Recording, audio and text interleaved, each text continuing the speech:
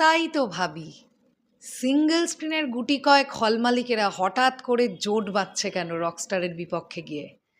মাঝে মধ্যেই দু একটা পোস্ট দেখছি, কারোর স্টোরি দেখছি, কেউ কেউ তো আবার একদম ডিরেক্টলি কোনো প্রোডাকশন হাউসের নাম নিচ্ছি না, সেখানে গিয়ে ছবি আপলোড করছে যে তারা সিনেমা নিতে চলে গেছে বা কথোপকথন করতে চলে গেছে। তোমরা লক্ষ্য করে দেখেছো, গত দুদিন ধরে গুটি কয়েক সিঙ্গেল স্ক্রিনের হল মালিকেরা একটা জোট বাঁধার চেষ্টা করছে এগেনস্ট রকস্টার।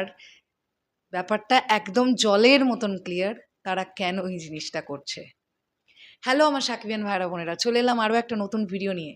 আশা করছি তোমরা সকলে খুব ভালো আছো। শোনো, এগুলোতে কিন্তু কেউ চটে যাবে না, একদম রাগ করবে না। এগুলো এমনভাবে নাও যে এরা এদের যোগ্য শাস্তিটা পেয়েছে, এদের এই শাস্তিটাই এরা ডিজার্ভ করে। যে সকল হল মালিক, সিঙ্গেল স্ক্রিনের গুটি কয়েক হল মালিক ছোট ছোট করে প্রোটেস্ট করা বা এগেনস্টে যাওয়া শুরু করেছে রকস্টারের, বুঝে নাও তারা একজনও কেউ রকস্টার পাবে না।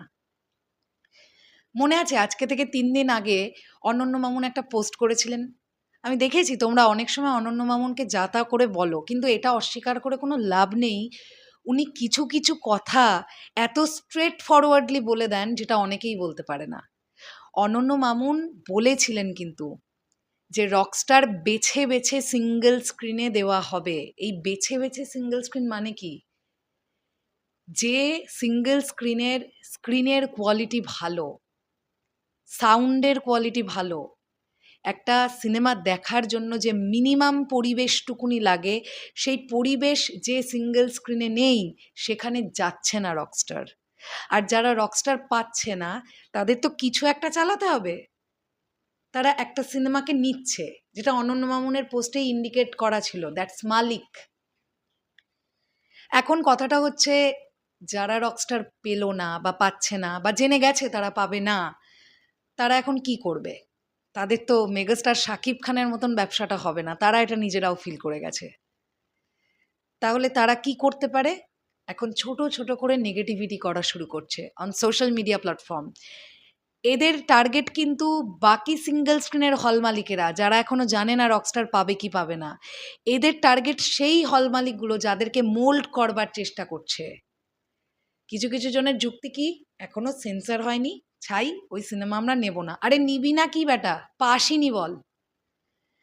মেগাস্টার শাকিব খানের ছবি নেব না, আমার তো এটা মনে হচ্ছিল যে এই যে প্রিন্সের পরে যে মিটিংটা হলো হল মালিকের, মনে আছে দু একজন বেশ বড় বড় দাঁড়িয়ে একদম বেশ জমিদার জমিদার টাইপ ভাব করে বলেছিল শাকিব খানের ছবি আমরা নেব না। আমার তো মনে হয় রকস্টার টিমের একবার জাস্ট দেখে নেওয়া উচিত কোন কোন লোকগুলো বলেছিল এই কথাগুলো। রকস্টার টিমের উচিতই না তাদের সিনেমাটা ওই পার্টিকুলার সিঙ্গেল স্ক্রিনগুলোকে দেওয়া, যাদের মুখে এত বড় বড় বাক্যি, তাদের শাকিব ভাইয়ের ছবি নিয়ে ব্যবসা করতে হবে না। সিনেমার পোটেনশিয়াল থাকলে সিনেমা মাল্টিপ্লেক্স আর সিনেপ্লেক্স থেকে যে টাকা তুলবে না, সেটা আপনারা ভাবতেও পারছেন না। আর সাকিবিয়ানরা, যারা ডাইহার্ট সাকিবিয়ান, তারা ঠিক খুঁজে নেবে। তারা 1 ঘন্টা 1.5 ঘন্টা 2 ঘন্টা জার্নি করবে যে তাদের পাশে কোন সিনেমা হলটাতে রকস্টার এসেছে, তারা ঠিক গিয়ে দেখে নেবে। ঠিক আছে? ওই গুদাম ঘর, ওপর থেকে মানে নোংরা পড়ছে, অর্ধেক কোনো সাউন্ড, কি ডায়ালগ বলছে বোঝা যাচ্ছে না, স্ক্রিন পুরো হলুদ, রকস্টারের মতন সিনেমা এই সিঙ্গেল স্ক্রিনগুলো ডিজার্ভ করে না। হল মালিকদের যুক্তি থাকতে পারে, বাট সেই যুক্তি তো সিনেমার টিম দেখবে না। সিনেমার টিম বলছে পাতি কথায়, আমরা একটা কোয়ালিটিফুল কাজ বানিয়েছি, আমরা তো কাজটা দর্শককে প্রেজেন্ট করব। তো আপনি আপনার হলের এই ক্রাইটেরিয়াগুলো আমাকে দেখান যে আপনার সাউন্ড কোয়ালিটি ভালো, স্ক্রিন কোয়ালিটি ভালো, আমি এক্ষুনি ছবি দিয়ে দিচ্ছি। এটা তো অনেক সিঙ্গেল স্ক্রিনই পারবে না, কারণ তাদের তো টার্গেট হচ্ছে বছরে 2বার ঈদ আসবে, ও যে যাই বলুক, যে সকল প্রোডাকশন হাউসই বলুক না কেন ছবি দেবে না, লাস্ট মোমেন্টে ঠিক হাতে পায়ে গিয়ে ধরলেই দিয়ে দেবে। এই চিন্তাভাবনা করে যে হল মালিকগুলো এইবার রকস্টারের সময় বসেছিল, তারা কট খেয়েছে ভাই। এই কট খেয়েছে ভাষাটা না আমি আমার বাংলাদেশি ভাই বোনেদের কাছেই শিখেছি, ব্যাপারটা বেশ মজা লেগেছে, সেই জন্য ইউজ করলাম। তো এই হচ্ছে পাতি হিসেব। তো সাকিবিয়ান ভাইরা বোনেরা এই ধরনের পোস্টগুলোকে এন্থু বানিয়ে সেই পোস্টগুলোকে শেয়ার করে নিজেরাই রকস্টার টিমের এগেনস্টে গিয়ে এগুলো করো না প্লিজ। যার স্বার্থে যখন টান পড়বে সে তখন ততটাই হিংস্র হয়ে উঠবে, যেটা এই সিঙ্গেল স্ক্রিনের হল মালিকরা ছোট ছোট করে হয়ে উঠছে, কারণ জানে এরা রকস্টার পাবে না। শেষ করলাম ভিডিওটা, আসছি আবার খুব শিগগিরই। আর চলে যাওয়ার আগে একটা কথা বলি, এই হল মালিকগুলোকে বরবাদের সময় থেকে অ্যাওয়্যার করার চেষ্টা করা হয়েছিল। বরবাদও কিন্তু প্রচণ্ড কোয়ালিটিফুল একটা কাজ ছিল।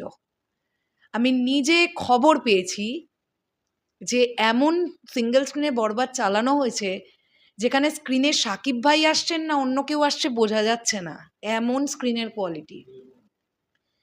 প্রিয়তমাতে তো মানে ওই যে সেই ভাইরাল হতো না ছোট ছোট ভিডিওগুলো, পোস্ট করেছিল যে কি জঘন্য অবস্থা, হিমেল আশরাফ ভাই নিজে পোস্ট করেছিলেন, তিনি নিজে হলে গিয়ে দেখে তো অবাক, কি সিনেমা বানিয়েছেন আসলেই, আর কি চলছে এটা বুঝতেই পারছেন না নিজে।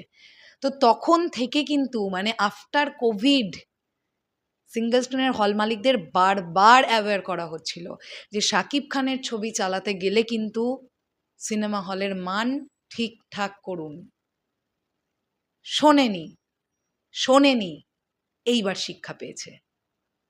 এই শিক্ষা থেকে যদি শিক্ষা নেয় তাহলে দেখবেন সোলজারের সময় তুতুর করে এই সিঙ্গেল স্ক্রিনগুলো সব ঠিক হয়ে যাবে।